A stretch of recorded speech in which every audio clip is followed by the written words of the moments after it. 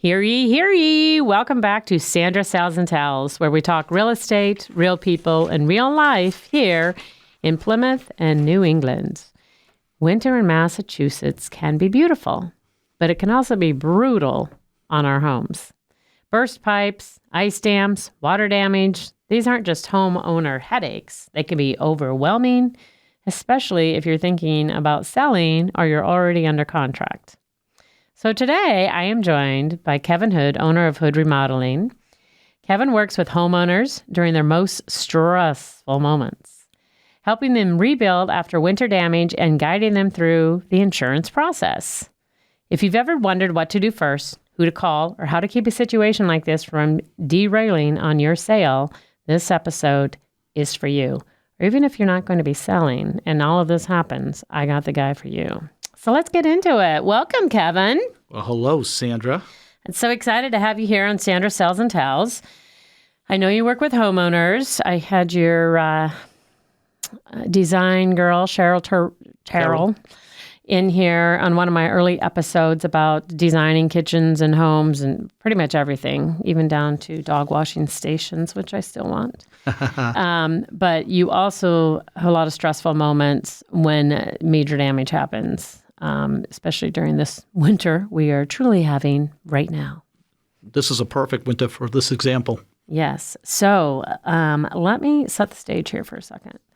You get a call about burst pipes, ice dams, and winter water damage. What's usually going on in the home? Well, at this time of the year, it's pretty simple. 90% of the time, it's a backdamming. That's when we have snow accumulation on a roof. The sun comes out. The interior heat is heating up the roof. It starts melting, goes into that cold gutter. It freezes solid, and you see those big, giant icicles sticking down. Yep. Well, at a certain point, they don't go any further. They start backdamming actually into the house. It's the only time it defies gravity and water starts going back uphill. And what it does, it goes under the shingles. It was supposed to cascade over the shingles. And that starts the leak into the interior of the house. Or the second event would be straight out frozen pipes in a wall. Yeah. Yeah. Wow. I did not realize that about like when it comes down in the gutters like that. So, okay. Mm-hmm. So that's a lot of the most common issues that you're seeing, right? Like burst pipes, the ice dams, which also causes then a roof leak because it's coming back into that. So what's the biggest mistake a homeowner can make right after that damage happens? The biggest mistake, believe it or not, is cleaning it up. The ideal situation is to immediately get your insurance company on the phone and then immediately a public adjuster. When that water comes in, unfortunately, the insurance companies today, they don't want to quite pay you exactly what you would get for the going rates and the construction that would happen, the details of getting it out. There's a lot of stuff behind the scenes that people don't see. Backdamming water or bursted pipes result in mold and just long-term damage, and you can't have that. So a lot of people say, oh, my God, my house is flooded, and they would start with the mops, the buckets, and everything, when you shouldn't do that. What you should do is get an insurance company out there and start taking pictures because they need to see the extent. Yeah. So take pictures right away. Right away. And we can do it on our phone. Yeah, we have that access right there. Yeah. So I'm going to guess, my next question was, what should they definitely not do before calling a pro? And you're saying, don't clean it up.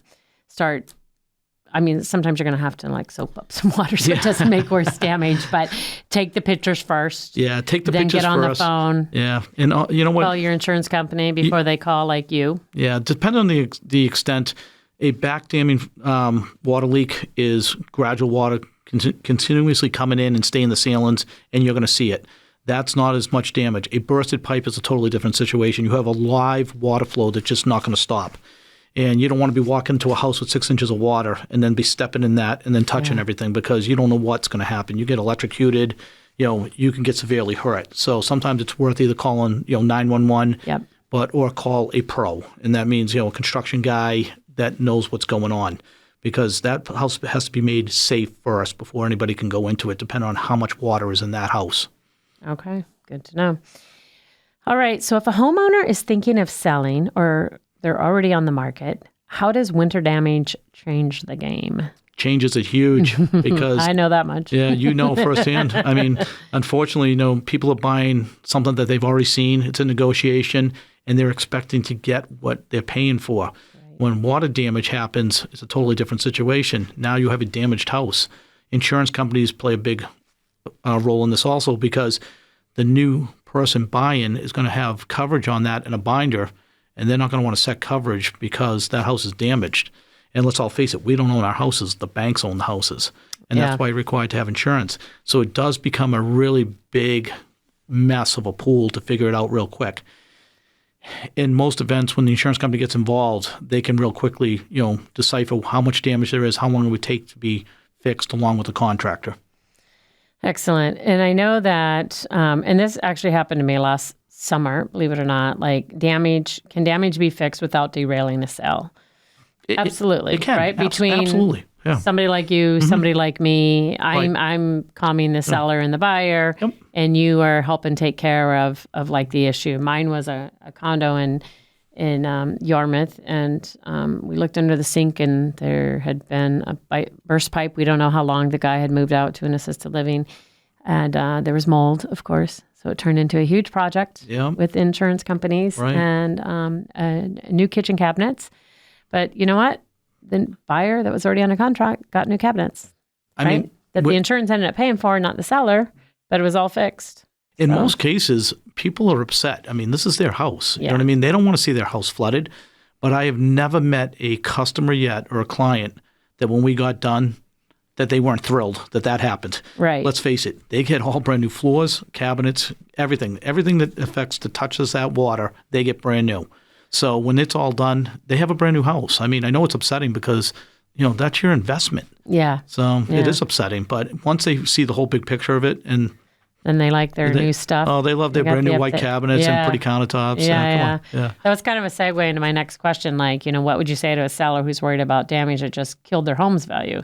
It didn't kill their home value. No, not at all. It brought their home value back up. It brought it up more. Than what you were. Because now you have a brand new bathroom, kitchen. Something's brand new going in there if there was water damage. Biggest rate of return is in the kitchens and the baths. Kitchens and baths. That's the biggest expenses in a house. Right. So we're not saying flood your house to get this. No, we're saying, we're not saying that. We're just saying it is stressful, right? It doesn't matter if you get the ice dam to get a burst pipe in your house.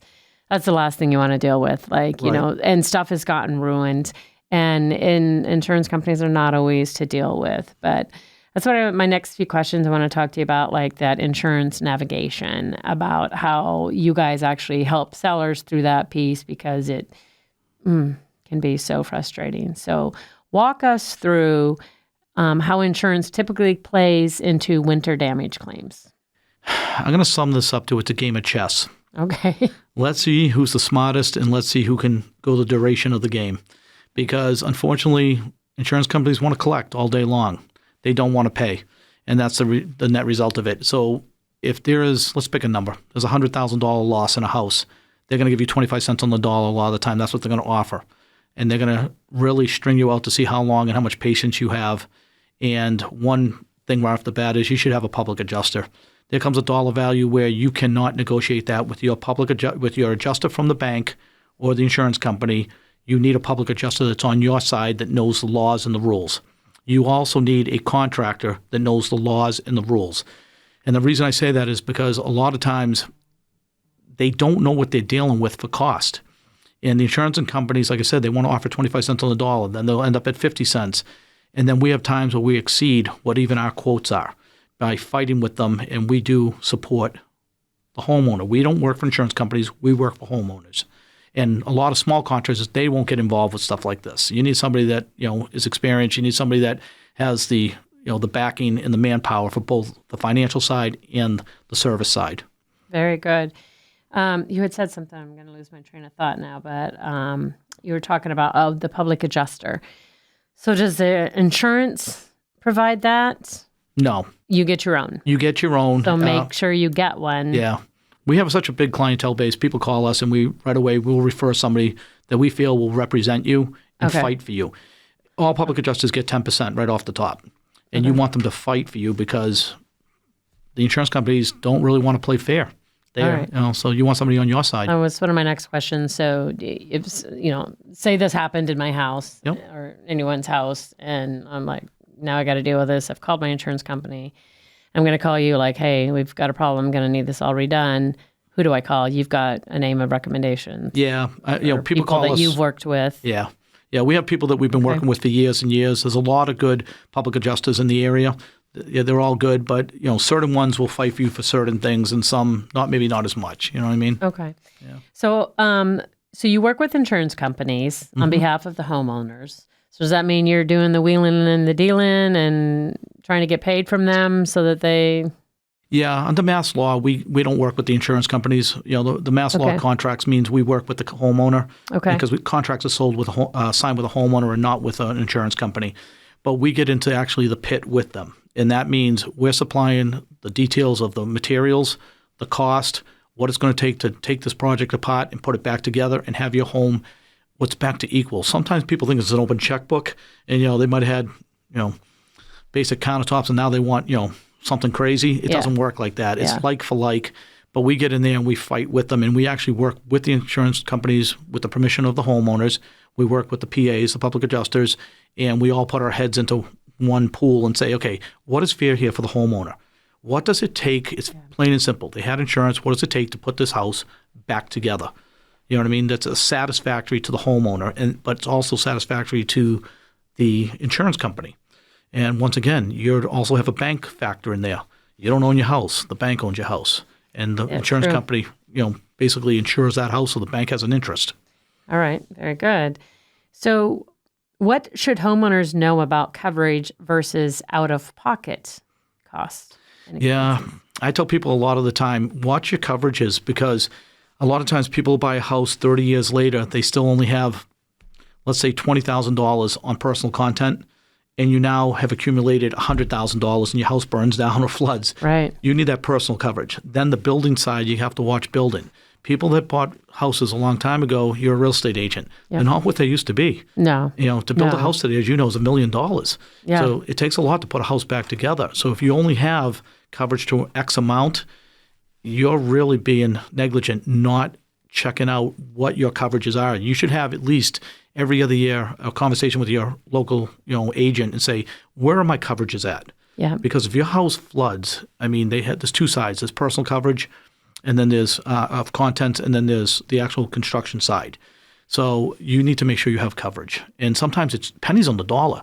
Sometimes you get for an extra $16, like something that will cover you for another $250,000. Right. But a lot of times people shop, with some of these big name insurance companies, and man, they don't cover you, man. They have a loophole out on everything. So That's very true. So people should probably review. I know actually. So I'm in a townhouse condo, and I know when I first got it, I had no idea about the inside of the contents. But then I had switched insurance companies, and they were having me review it, and they're really detailed. Maybe I should have them on this podcast. But good idea.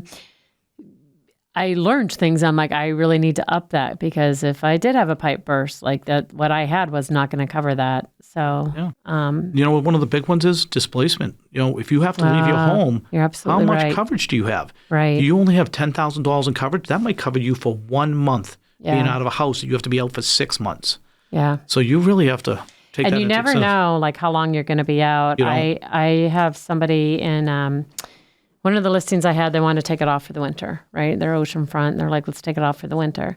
So we had a guy, had some damage in his home, getting some work done in November. It was supposed to take a month. He just renewed for another month. Wow. So he's been in there November, December, January, and now February, right? So as you just said, like you might think you're out for like a month or 2 months. It can be longer than that. So that can be covered. So that's a great thing. What is one thing homeowners can do to make the insurance process smoother from day one? Like I said, one is keep up with where your coverages are. That's one. Also, take an inventory of your house every once in a while. Whether you record your house, whether you take pictures and they go into a separate place other than a house that can burn down and you don't have them, knowing, how much money you've spent on certain projects in your house. There are people that can remodel a brand new kitchen and then all of a sudden there's a fire. And now you have none of that proof that you just remodeled your kitchen. Excellent. So like I said, Excellent point. and talk to your insurance agents. That's what they're there for. I love that you said take pictures, write down, keep and I've sold houses where people have the binder with all of that, and I'm always impressed. Yeah. Back to organization with the previous guests I had on about organization, which is vital and very important to do. And it's also super helpful if you're going to sell 5, 6, 10 years from now, right? Absolutely. If you have all that information and you say to me like, well, Sandra, I just updated, and I'll get this a lot. People are like, oh no, we just did that. Our kitchen's brand new, or our furnace is brand new. And I'm like, do you have the year on that? And then they go and find it, and it's really like 8 or 9 years. Right, so exactly. It's not It's like brand new. But it feels like, time goes. So It does. very good. So great advice. So once repairs are underway, what improvements can actually prevent it from happening again? Or is there anything? Because Mother Nature, we cannot control. Yeah, well, there is. I mean, some things you can prevent. For example, backdamming on your roof. Mm-hmm. It only takes, a short amount of time. Go buy a roof rake. And when you have an extensive snow like we just had the last few weeks here, get out there and clear the first 3 feet. And more this weekend. Yeah, more this weekend. It's coming tomorrow, actually. But, get out there and rake off the first 2 to 3 feet. Okay. That will 100% stop a backdamming event. So that's one. Your heating. People don't like to spend money on fuel. I totally get that. Yeah. But, it's going to be Expensive. minus 10 out tonight. Yeah. You might want to keep your heat at 70 and not at 58 to save some money, because your house can't then catch up. And then the decrease in temperature so rapidly, your furnace is burning like crazy, but you can't produce enough heat.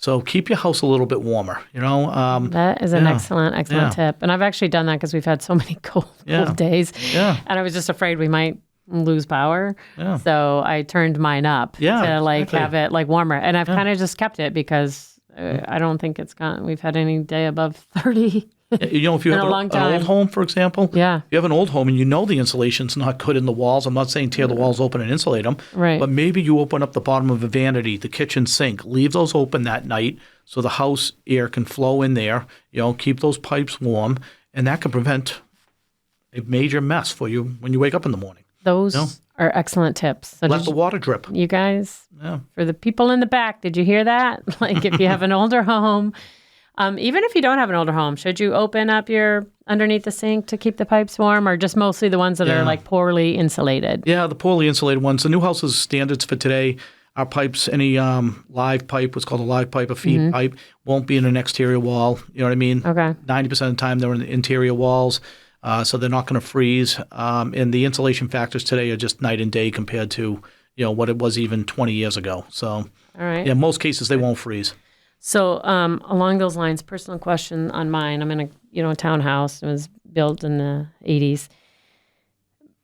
2-car under garage. Mm-hmm. So my kitchen is above it. Yep. And I always feel how cold that is. It is. So does that mean my pipe is not insulated? Because it's probably in the garage, which it is in the garage. I can see it. So I should be careful, and I should open my cabinets underneath the sink now in the kitchen on these frigid days. Yeah, unfortunately, that big giant garage door doesn't. It only hit the maximum. It really doesn't. Yeah, it lets a lot through. The air, the pressure on the door, it's just taking that air and sucking it right out of that garage. But we see more leaks with garages than anywhere. This is a good question for you as well, too. You're just taking me all over the map here, so sorry. But so in a situation like that, because I know I'm not the only person that has a 2-car under garage and it's like that. Yep. Can I insulate those ceilings in the garage? Yeah. Now, in a case like that, and say it was a brand new house today, that insulation, you're never going to get a deep enough R factor in those ceilings other than taking it out and have spray foam put in there, closed cell foam. Oh, okay. In a standard 8-inch or 10-inch, we can get up as high as an R60 value in there by spray foam, and then you will never have a freeze up ever. So there are products that can be done. Now, if that garage did freeze and that whole ceiling came down, the first thing I would recommend is we're not going back to a soft insulation in there. It would be a spray foam insulation application. All right. Good to know. See, good tip. I know you're helping other people out there. I like it. All right. Are there any upgrades buyers and insurers really like to see after or during a repair? Yeah. I mean, come up to today's standards. You know what I mean? I mean, like I said, once a kitchen floods or a bathroom floods, well, you know what? You get a pretty new everything. So when you do that, some of the upgrades might be, everything from the level entry showers to new custom stuff, and in the kitchens. I mean, kitchens are an endless open doorway of accessories these days. I mean, it just depends on the value. I mean, I'd say at least 8 out of 10 repairs we do, even though we work it out with the insurance companies and we do a like for like, the homeowners come back and they say to us, listen, now we're going to do upgrades. What's the additional cost? Yeah. And we upgrade the kitchen with all the pretty accessories and everything else. So very good. Yeah, and then your value is worth more once again. So true. Yeah. So true. We like that return on investment. Yeah. So if someone is dealing with winter damage or wants to be proactive, how do they reach you? You can call the main office, which is 508-747-4153, or you can call hoodremodelinginc.com. I mean, get on the internet and get on there.